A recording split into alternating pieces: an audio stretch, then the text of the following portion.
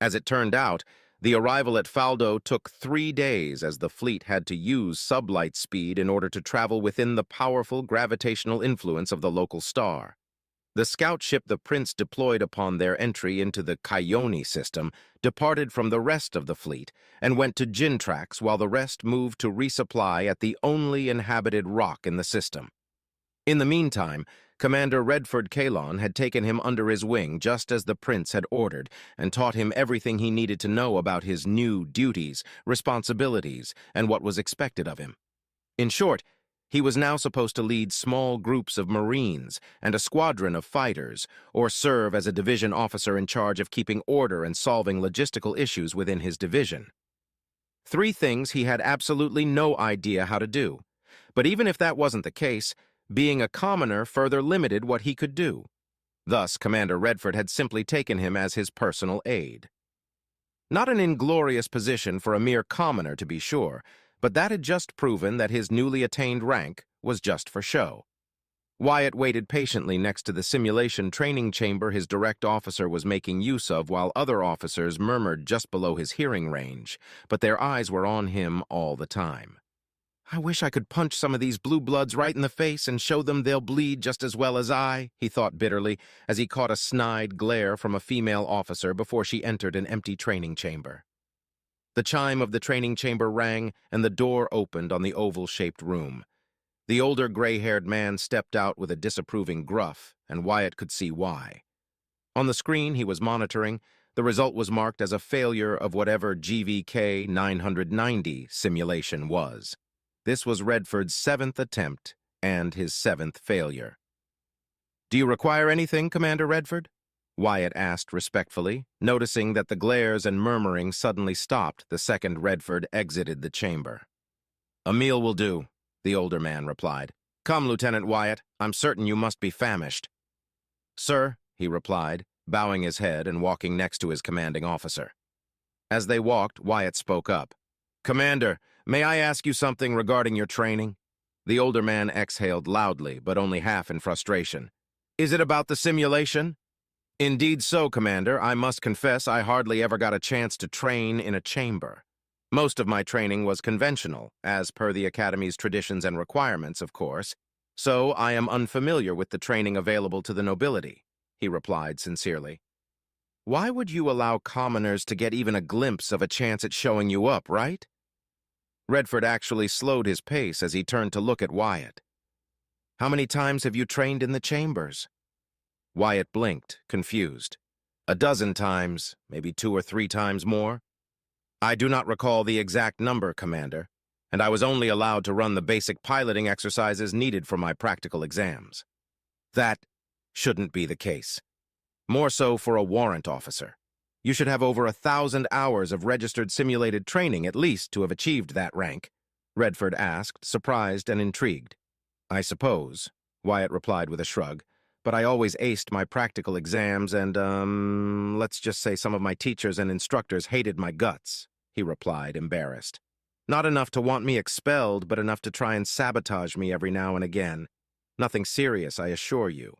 Missing items, tarnished uniforms, misconduct reports, regulation restrictions, that sort of thing." Redford frowned slightly. "Even if you're a commoner, such actions couldn't be allowed in the Academy, no matter the branch or location. Did you not report this misconduct, Wyatt?" He nodded. "Several times, but since the ones doing the sabotaging were not students, it was swept under the rug every time. So I stopped trying to get justice and decided to just finish my training, achieve the rank of warrant officer, and get a posting where I could serve the principality.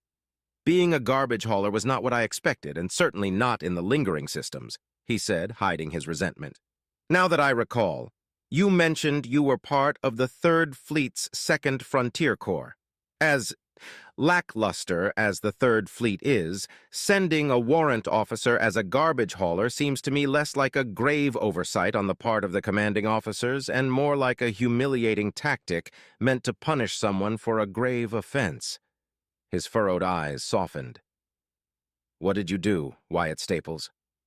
"I showed them I was a better pilot than they could ever be. That's what I did.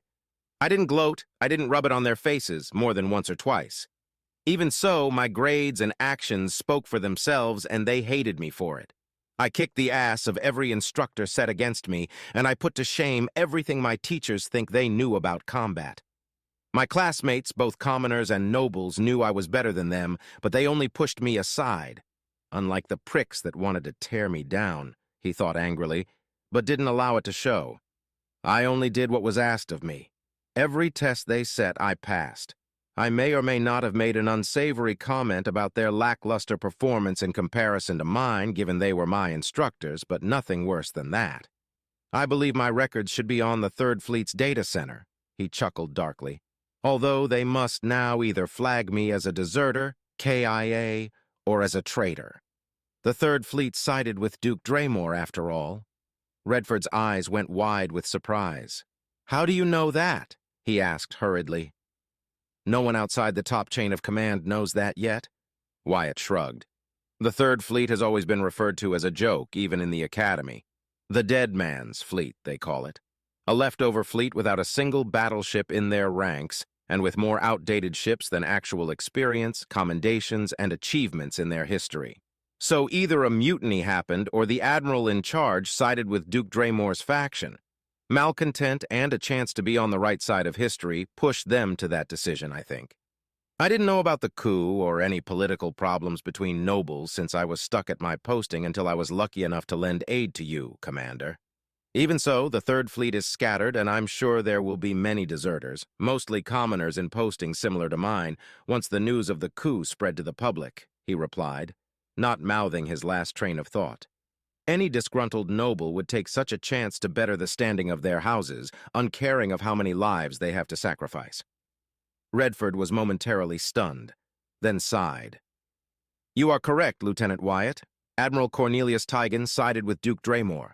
Luckily for us, the bulk of their forces were out of position and busy patrolling their core territories. Being understaffed, undermanned, and flying outdated ships played in our favor.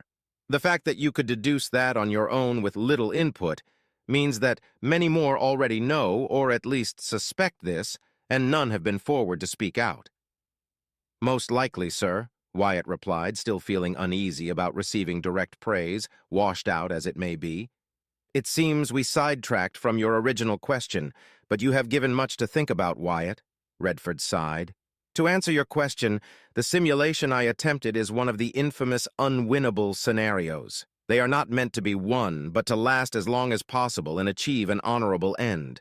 A commanding officer must always be ready to make the maximum sacrifice. But how to achieve the greatest result is something that eludes many. GVK 990 in particular is a puzzling one. I've been trying to pass it for 2 years now and failed in every attempt.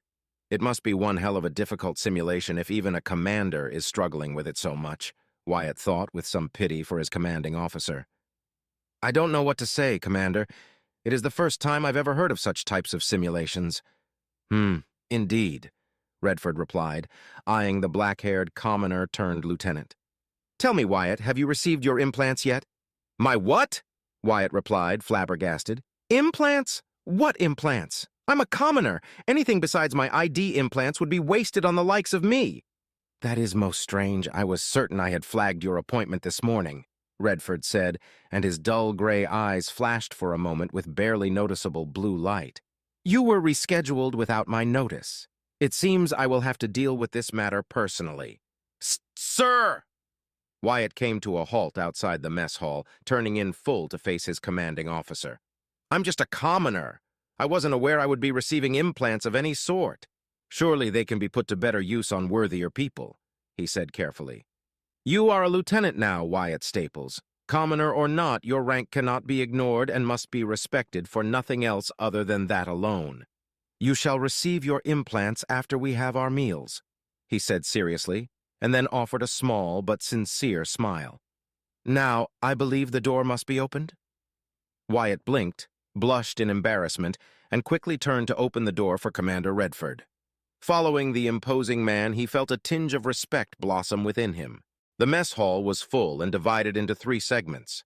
The largest one was for the regular commoners who served as pilots, general staff, servicemen, and general enlisted personnel. The second section was for officers and their aides, as well as other lieutenants, squadron leaders, ensigns, and the only place a commoner could ever enter if he achieved the rank of warrant officer, the lowest rank allowed in such a section.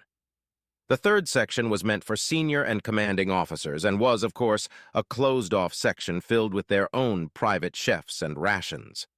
As a lieutenant, he couldn't enter that section and followed Redford until a pair of security guards opened the doors for him. With a single nod from him, Wyatt saluted and went on to take his place on the small line formed before the buffet. Like usual, none talked to him, and they all set their silent, judging eyes upon him. At least they leave me alone, he thought as he served himself a piece of steak, various vegetables, and a helping of mashed potatoes. If there's one thing I can say I am glad it improved, that's the food. No more gruel, tasteless pills, and awful ration bars for a little while. Now, where will I— Oh, spoke too soon. This was going to happen sooner or later, he thought as he turned around, searching for a table and seeing a trio of well-uniformed men, also lieutenants, walking up to him. Their gray eyes revealed their implants, and their smug expressions gave away that they were nobles. In any other place, I would assume they were bastard children or the last in line, but in here, I'm not sure. When the trio stopped just a meter in front of him, he spoke in a practiced tone that conveyed veiled submission and respect. "How may I be of service?" "You can start by telling us what really happened, commoner." The red-haired leader of the trio, the tallest and bulkiest, spat with eyes that showed nothing but contempt. "How many lies did you tell to trick His Majesty that you could be anything worthwhile?" "None." "Technically untrue, but also technically true," Wyatt replied without losing his tone. "I was merely able to provide assistance to Commander Redford's vessels at a dire time. I expected no reward, but I was rewarded nonetheless." It seems this commoner speaks with some sense," the shorter, fatter of the trio said, while the last member, a lanky but nimble-looking man, glared at him. "But now he thinks he can share our space." "Disgraceful," the lanky man said, his glare intensifying. "Even if I wasn't rewarded," he replied, careful not to say promoted, despite how much he wanted to shove it in their faces.